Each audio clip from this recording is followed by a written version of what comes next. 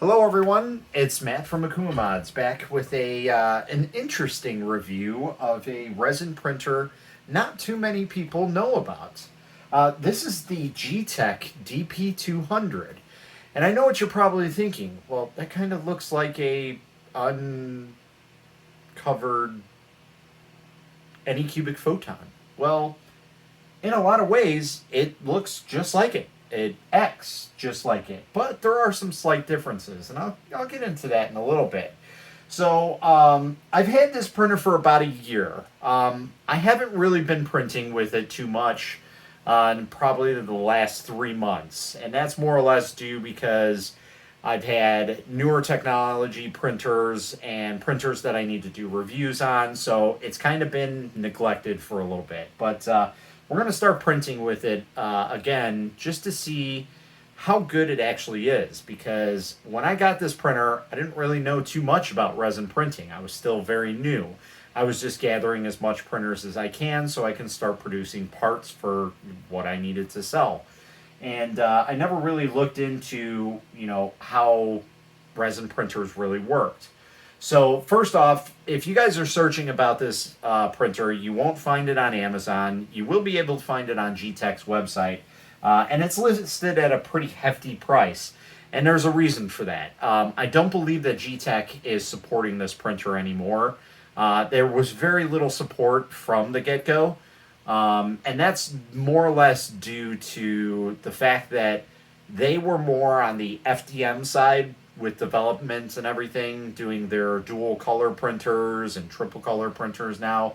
That the resin side, just there wasn't enough inputs and I guess kind of customer fan base on it, which is very, very sad because, in my opinion, at the point in time when I got this printer, this was the big bad boy on the block.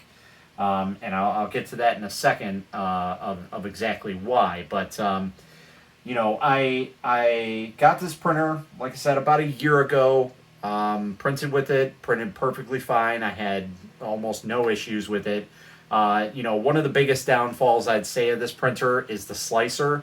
It uses a type of nano DLP, which they call like monkey print or something like that. I forget the exact name of it. It's been so long since I've used this printer.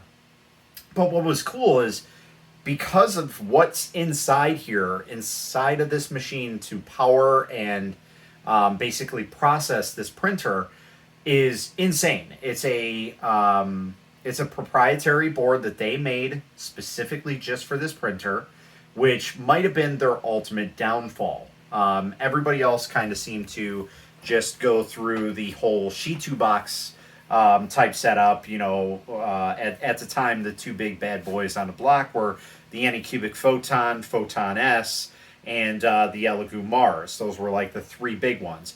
You could kind of throw in Longer Orange in there, but it wasn't as known as the other two brands, Anycubic and Elegoo. So it had a lot of competition to go up against, and sadly, it seems like it's lost. And it's been lost for a long, long time, and I'm kind of sad about it because of, like I said, what it's packing inside here is a board that'll probably best any printer out there sub, I don't know, maybe $800, maybe more. And the reason why I say that is because most of those printers use a Shitu board of some type or something similar to it. This thing is insanely over-engineered.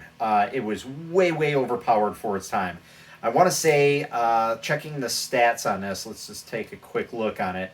It said right here exactly what is powered on this, but it had a 1.8 gigahertz 4-core CPU on this thing, which is insane. Now, I know I don't usually get technical on a lot of things, and it's really hard for me to say, that it is a better board because I don't know too much about the Shitu boards. But from what I do gather about those in terms of their power, it's not even close to that. I think the Shitu boards are like 1.2 to 1.4. Now, the newer ones might be more advanced, but at this time, you got to think this is almost a year ago I got this printer.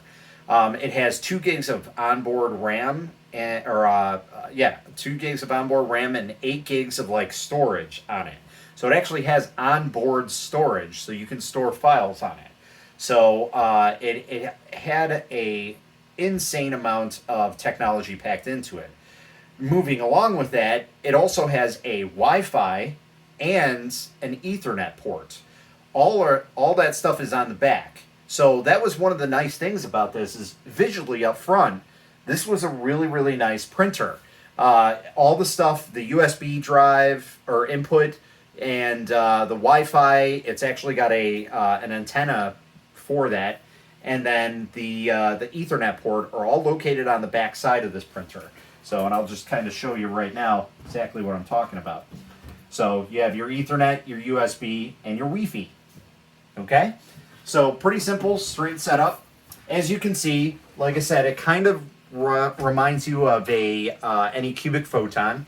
And I think that's kind of what they based that off of. They were trying to kind of, put their dukes up against Anycubic, and they lost terribly from what I can tell. Again, this is all kind of hearsay from what me as a user kind of saw happening throughout the community, because going up against Anycubic, who started this whole small resin stuff, and then Elegoo Mars, that Elegoo with their Mars model followed shortly after. It's really hard to get into there. So they do market this as a DLP resin printer, but in reality, it is a LCD MSLA printer. Not really sure why they market it as a DLP, because they do act quite different when it comes to how they produce their type of model.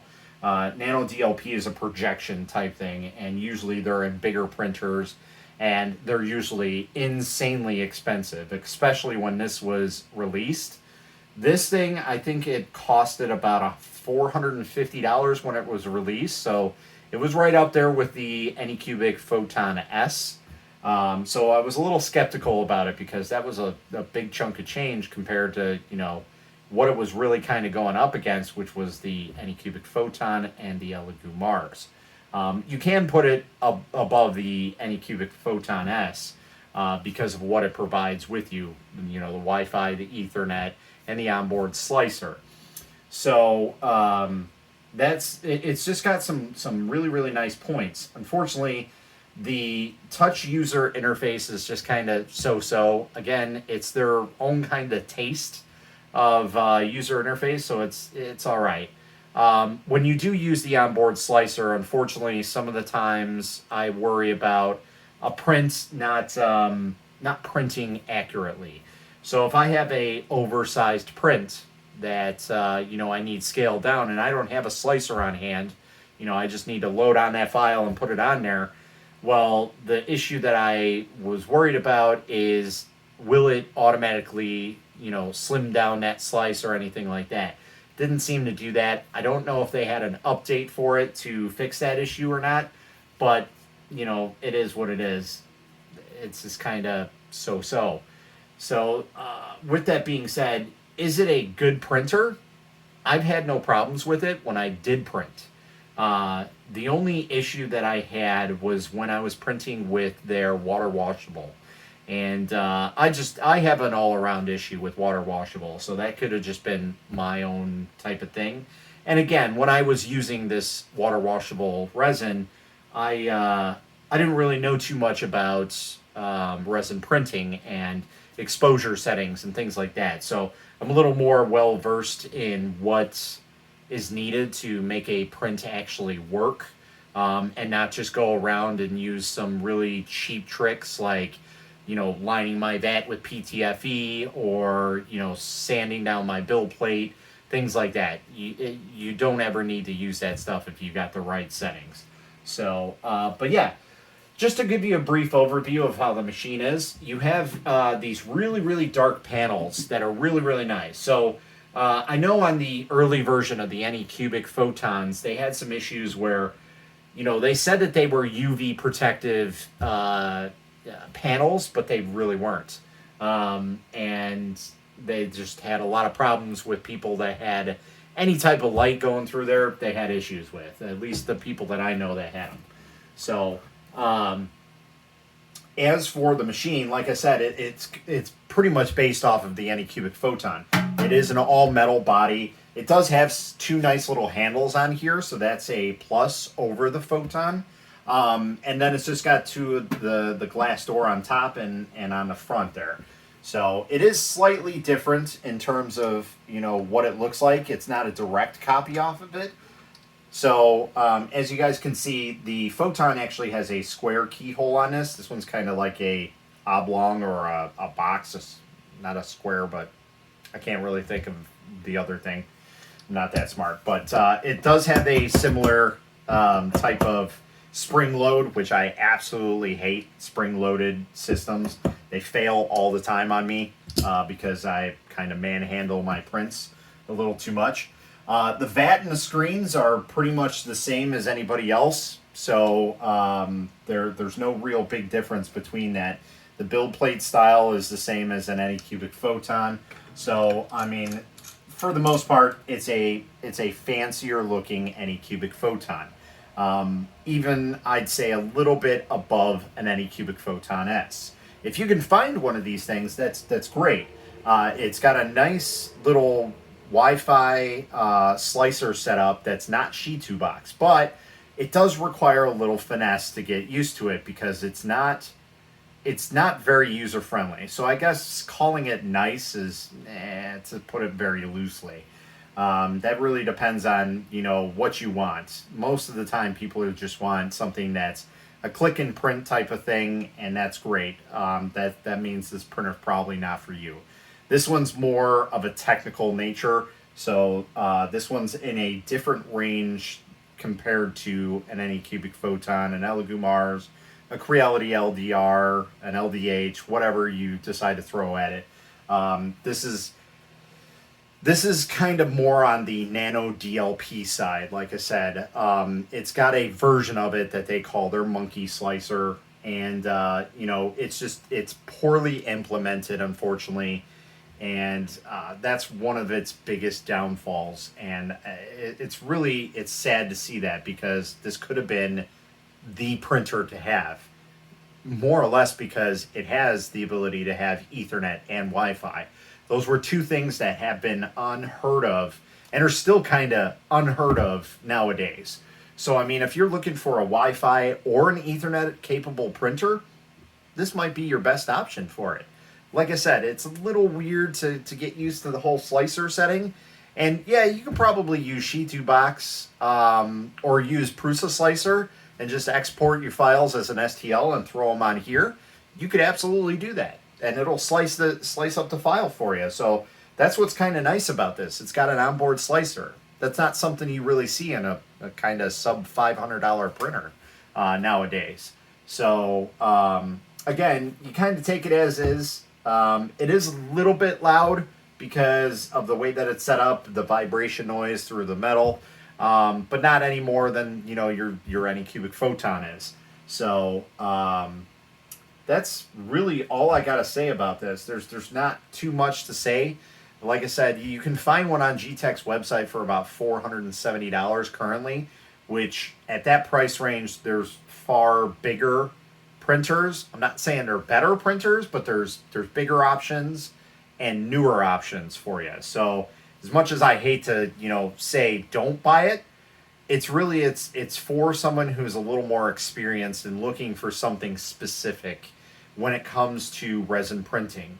So if you're looking to just get into resin printing, I don't suggest this to be your first printer, because it's vastly different than any other printer that's on the market that you would probably get your hands on.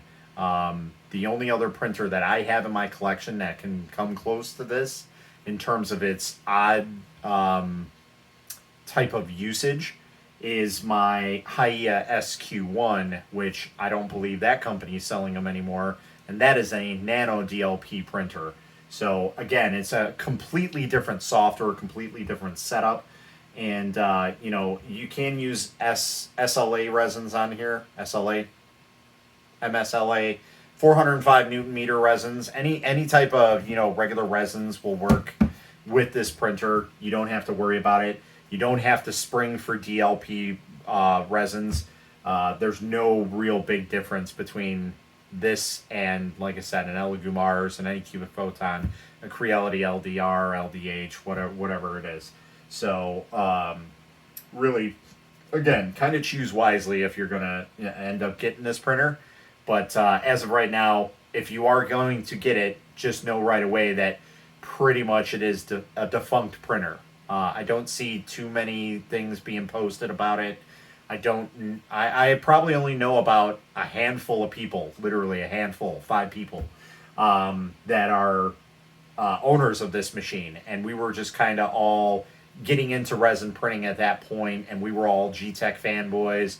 I was a Geeetech fanboy. I still kind of am, but it was kind of sad to see this come and go so quickly. It was just kind of overlooked because of their FDM sales doing so good, and resin just wasn't there at the time. It was just kind of like a day late and a dollar too soon, or day too soon and a dollar late, whatever you want to put that as. But yeah, like I said, it's kind of like an Anycubic Photon on steroids, in my opinion.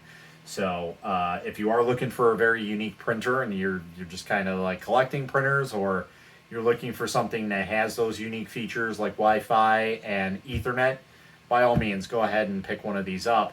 Again, just be aware that it is kind of defunct, so software updates and everything, and just updates in general for the machine, maybe even parts, are going to be really hard to come by. So I do suggest contacting Geeetech directly, either through their Facebook page or through their website, to see if A, this is even still a produced printer, B, is there parts for it, meaning like if the board goes bad, is there a part? Because the screen is pretty much the same as anybody else's. The VAT is an exact replica off of a Anycubic Photon, so the FET film is pretty much the same. Build plate obviously is a little different, so you know, in terms of, you know, the actual machine parts, those are the ones you really got to worry about, and just see if, you know, you can find those parts before you purchase this. But I'll leave some links down in the description to buy this. I don't think there'll be affiliate links, so you know, do as you wish on those. If you really even want to, you know, buy this printer, that's great. If you need help with it, it's kind of hard for me to do that because I haven't used it in a while. I will start using it here just to show off how the slicer is and everything, but for the most part, I think it's just going to kind of sit there and either collect dust, or I'm going to end up giving it to somebody because I don't really use it too much anymore. And while it is still a very, very nice and very powerful printer, it's just the way the technology is going, and the need for a larger printing base for resin, these are just kind of becoming obsolete for me. So they're just kind of like collection purposes now. So, you know, maybe somebody else can get better use out of it over me. That's to be said and to be seen. So that's pretty much all I got. If you guys got any questions, comments, concerns, go ahead and leave them below. I will try and answer them as soon as I can. Until next time, guys, happy printing.